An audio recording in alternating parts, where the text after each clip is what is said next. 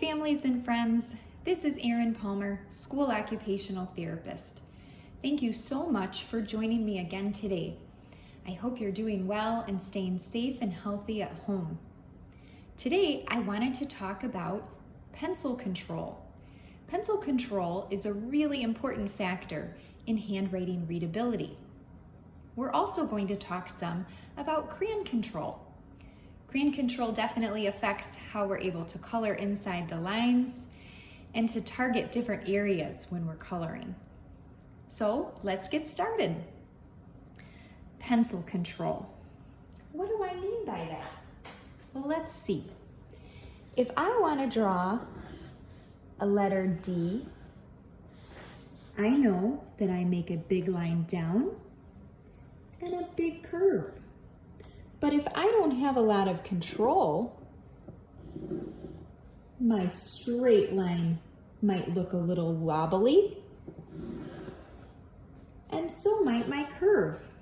Uh-oh, now my D kind of looks like an O. Uh-oh. I know that pencil control also helps me make my lines going the right way. So if I need to make an X, if I don't have a lot of control, sometimes my X might look a little bit funny, like this, or even like that. Oh no. Pencil control also helps me place letters on the line and leave spaces between my words. So if I try to write the dog,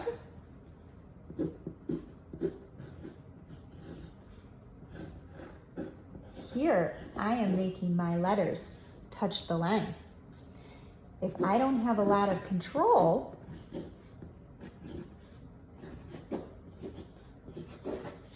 uh-oh, my letters are not all touching the line.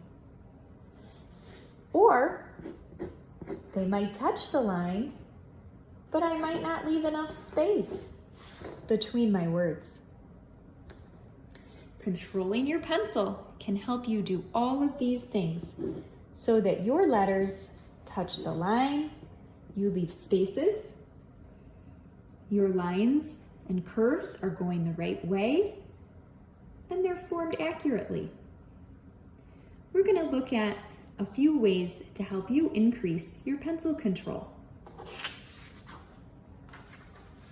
Okay, so first is how you hold your pencil. Now, a lot of students use different types of pencil grasp or grip, and that's okay. The most important thing is that it's comfortable for you to hold your pencil, that your hand doesn't get too tired to keep you from writing and doing your work, and that you're able to control your pencil enough to make your letters and numbers readable and on the line. Now, some students, I'm left-handed, so you'll see everything here today with my left hand. I use a traditional 3-fingered grasp or a tripod grasp.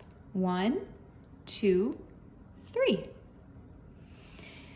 You can see that these 2 fingers, my ring finger and my pinky finger, are curled into my palm, and that really helps me control the pencil because these are my power fingers. Let me show you. These are your power fingers, and these fingers are your precision fingers, right? Your power fingers help stabilize, hold the hand steady. Your precision fingers hold on to the pencil and give you that control. If these 2 fingers aren't tucked in here, it can be harder to have control up here. Sometimes I see students holding their pencil like this. Now, if this works for you, that's fine, but sometimes this can make it really tricky. So I encourage some of my students And if you have specific questions about yourself or your child and how they hold their pencil, please reach out. I would be more than happy to talk with you, email or video conference. But sometimes tucking a little something like a cotton ball between the power fingers and your palm helps curl those fingers in. Much easier, right? That's easier than this. Easier to have control, I should say. Now, some people use a quadruped grasp, and that's very similar. It's hard for me to do. It's not my natural grasp, but this time it's very similar to the one I was using before. I use 1, 2, 3, and, oops, 1, 2, 3, 4. And you can see those 2 fingers are tucked in again. So, having a grasp where your power fingers, your ring and your pinky finger are curled up into the palm is one way to help control that pencil. A second way that you can control your pencil a little bit more is to hold it closer to the tip. So sometimes I see students holding their pencil way up here, right? But the tip, the writing tip, is way down there. You want your fingers and your thumb to be as close to the tip as you can and still be comfortable. Now, sometimes it's easy to forget and our fingers like to move. So one way we can do this is to use a little color tape to help remind ourselves where our fingers should be. So I'm just using some blue tape. Up, there we go. I hold my pencil at the tip. Good job. Very nice. Now, of course, to sharpen your pencil, you are going to need to remove the tape, right? Now, if you don't have a lot of tape at home, that's okay. Even something like a nice round sticker or any sticker really will do. You can wrap that on. Sure enough, that's a nice little reminder. Okay, my fingers go at the tip. Another option would be, instead of using a long pencil, would be to use a short pencil. You'll see in OT, we often use these short pencils, sometimes called a golf pencil, all the time. They are quite a bit smaller than your average pencil, about 2/3 to half the size. And by using something shorter, student has increased leverage, right? There's not a bunch of length and weight up here. See, here I've got to manage all this extra length and weight. Here, it's resting nicely in my, we call that our web space. It's resting nicely there. There's not a lot of extra. It also, being shorter, kind of makes me hold my pencil closer to the tip naturally, right? There's just not a lot of room, you know, for my fingers to migrate, to go up here or down there. Nope, they're gonna stay down there. So that's another option. If you don't have short pencils at home, well, that's okay. There's no need to go buy them. You can make your own. How do you do that? Well, here's that same pencil we've been working on. I suggest that family members, grown-ups, you be the ones to do this. Basically, you take your pencil and you break it. Ooh, let's see how strong Miss Erin is. Boom. Yeah. This is something I think family members, adults should be doing, just in case there are any sharp pieces. We don't want anybody to get hurt. But once we've done that, we can take our little sharpener and sharpen it down, which of course does take a little bit of time.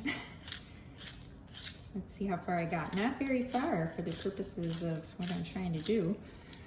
So I'm sharpening. Yeah, there we go. You might have to work a little bit more, but basically you get the idea that you can create a shorter pencil just by breaking the one that you have.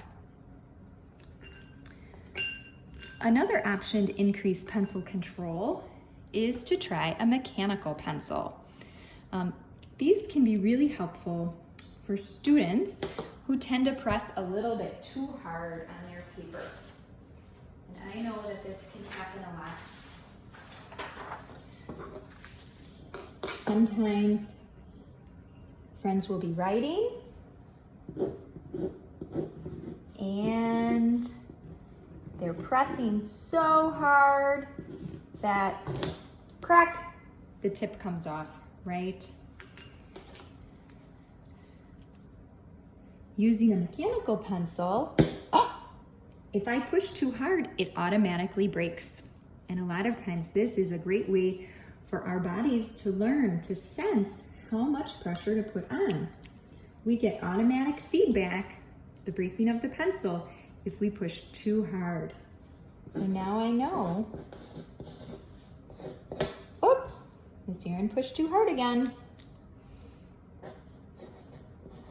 That's better.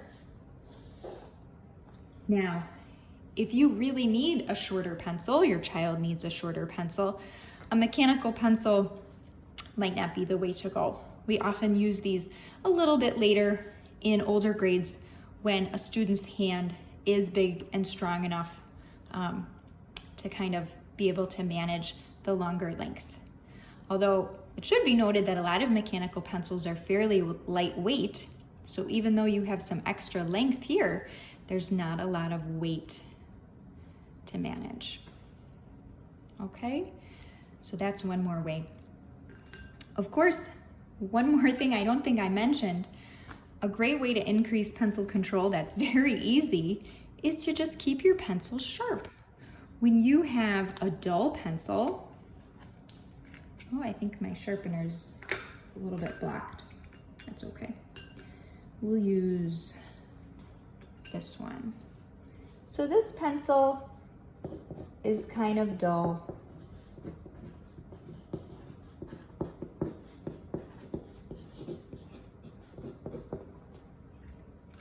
You can see that this pencil is sharper, and that helps me have a little bit more control too, especially if I'm making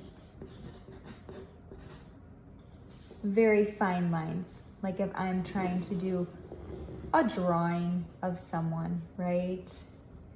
We want that control and that precision that a smaller tip can sometimes give us. Okay, so those are just a few ways to increase your control over your pencil. Now, hand strength often plays a big role in how we can control our pencil. And so I'm just going to show you a few activities and exercises that you can do to help work those muscles in your hands. And the first one that I like is Play-Doh. Using Play-Doh. I love Play-Doh. You can of course use slime too, or any kind of dough. If my students have small hands, then we might just take half. And so one thing to do, I'll show you some different motions and forms that we make our Play-Doh into. One would be a noodle. Also, sometimes we refer to this as like making a log or a snake. And here we're keeping our fingers flat. We're trying to use that control either together or apart. Either one hand, sometimes we'll switch hands, or both. There we go. So that's making a noodle. We can also make a pancake, right? And here we're pushing down into the Play-Doh, again, keeping our fingers straight. Then we can use our fingers to roll it up. Can you keep them straight and roll it up? We're gonna roll it up like a fruit roll up. Here we go. Good. So that's our fruit roll up. We can also pinch and pull apart the dough. This is a great one for helping work on that pinch. Some of the same muscles that help us grasp the pencil or the crayon, right? We're gonna try to pinch and pull. So here we go.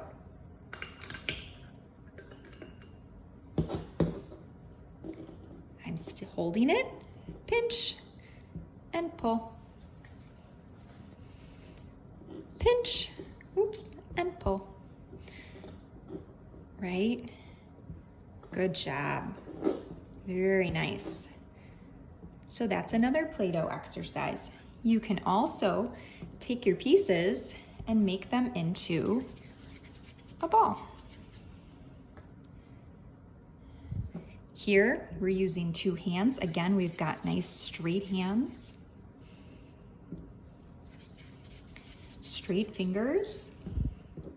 To make a ball, your hands have to kind of go in a circular motion. Okay, so I have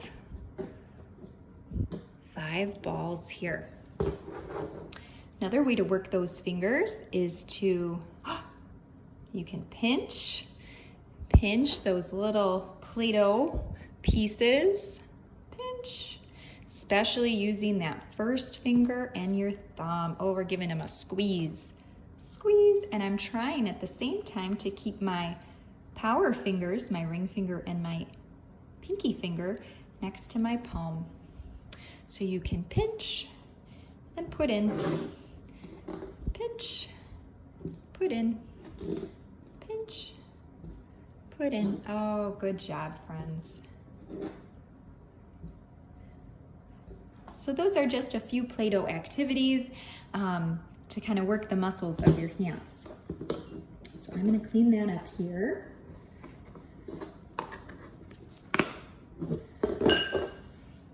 Now, another great activity is crumpling paper.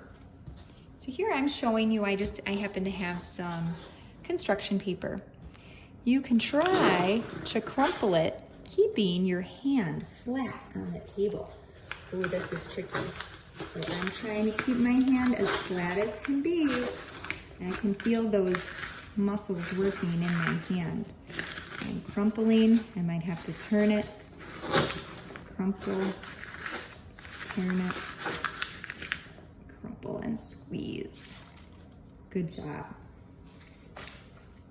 You can try it again with a smaller piece or a bigger piece. Smaller piece. They each present their own challenges. Sometimes a smaller piece is easier, but then you really have to reach in to crumple it all the way. Good. You can also take your paper and do some tearing. Here you can see I'm using that pinch, that thumb and index finger to tear, tear, tear. This can be a lot of fun. And then you can also use these pieces to do kind of a mosaic or collage art. If your child needs some help with this, a lot of times I might hold it and ask them just to take one hand and pull, right? If they have stronger hands, they can use both hands together. They can tear into much smaller pieces. Sometimes it's helpful to kind of start with half a page or quarter of a page just to get going a little bit. So that's tearing paper. Okay, I just want to show you a few more ideas for working your hands to help strengthen some of those muscles that can contribute to pencil control. And One of them is popping bubble wrap. Now this is not exactly real bubble wrap. It was an Amazon package. But if you have the real thing at home, using bubble wrap to kind of pinch those fingers, pop the bubbles, can be a really fun, sensory-rich way to practice those pinch skills and work the muscles of your hands. You can also use some clothespins if you happen to have those at home. I know not everybody might have clothespins at home, and that's okay, but you can see I'm trying to squeeze my finger and thumb to open the clothespin and put it around the edge. You could use a container, like a Tupperware style, a cookie tray, baking sheet. Now I have strong fingers, so this is okay for me, but some of my friends, they might need to use 2 fingers in their thumb, and that's okay. Some friends who are needing a little bit more support might need to use their thumb kind of like this in the side of their finger. Sometimes putting on is a little bit trickier than taking off. You could also do the same on just like a cardboard or paper sheet, right? So if putting on is a little too tricky, you can always focus on just taking off. Take off, take off. Using that pinch, 1 finger or 2, and removing. Or if that's too hard, using more of your, see if I can show you a little bit better, your whole hand, right there. That makes it easier. So that's an idea for the clothespins. Cards. Flipping cards, this is another great way. So I am just flipping it over. You could, of course, incorporate a game, or here these are letter-based cards. You know, if you want to talk about letters or words or letter sounds, whatever you have at home. Maybe you just have a regular deck of playing cards. That's fine. But I'm trying to isolate my finger and my thumb to pinch, hold, and then, oh, and I'm also turning over, right? So if that's too hard, I can just, sorry, some of these are upside down. And some of them are stuck together. Sorry, these are my sons. Right, so I'm flipping over. Or maybe I'm just taking and putting on, right? That's a little bit easier. 2 fingers is easier maybe than 1. Or maybe I'm using my whole hand, right? All my fingers. And that's okay. Whatever I can do, whatever my child can do is fine. We just wanna, again, we're trying to work the muscles of the hand and our coordination. Good job. Very nice. Last but certainly not least, we have some coins. Of course, you could also use buttons or beads, something that you might have at home. Here, I'm trying, ooh, I got one on top of the other. We're trying to use our finger and our thumb to pick up and pinch. Remember, this is just very similar to how we would hold our finger and thumb using a pencil or a crayon. Pick up. If that's a little tricky, you can always slide it, it's hard to see, off the table and then grasp. So if it's too hard to pick up right from here, you can bring it toward the edge, slide, and pick up. And you can help your child with this. And they can use more than 1 finger if they need to. Of course, using a bigger coin or bigger button is easier. Good job. Another fun and great way to practice using those hand and finger muscles is to string beads.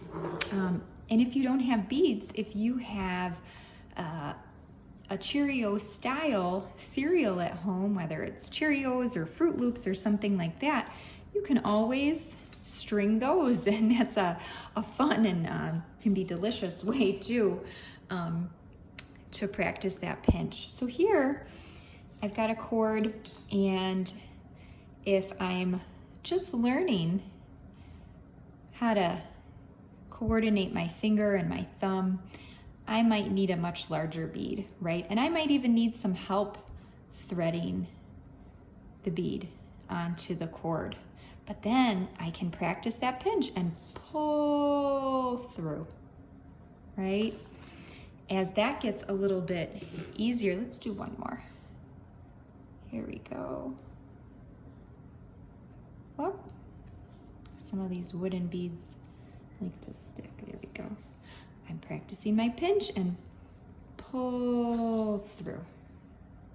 As that gets easier, we can try a smaller bead, right? Oh, I'm holding the bead with my finger and thumb, putting the cord in, and then pulling through. My other hand is also using that nice pinch to move the bead along the cord.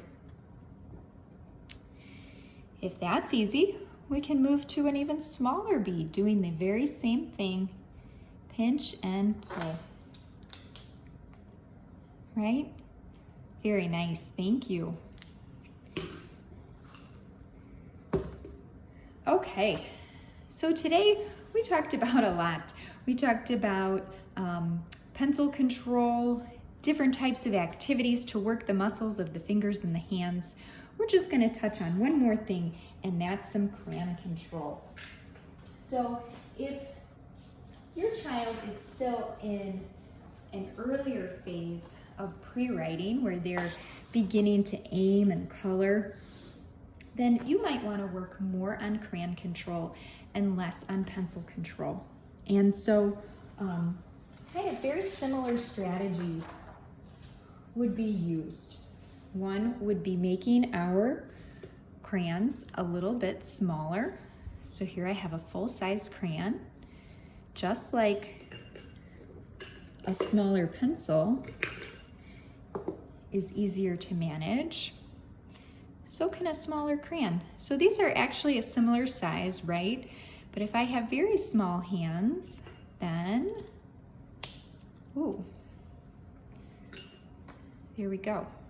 I made my crayon shorter. I broke off about a quarter, sometimes a third, and here we're working on using pinching fingers, right?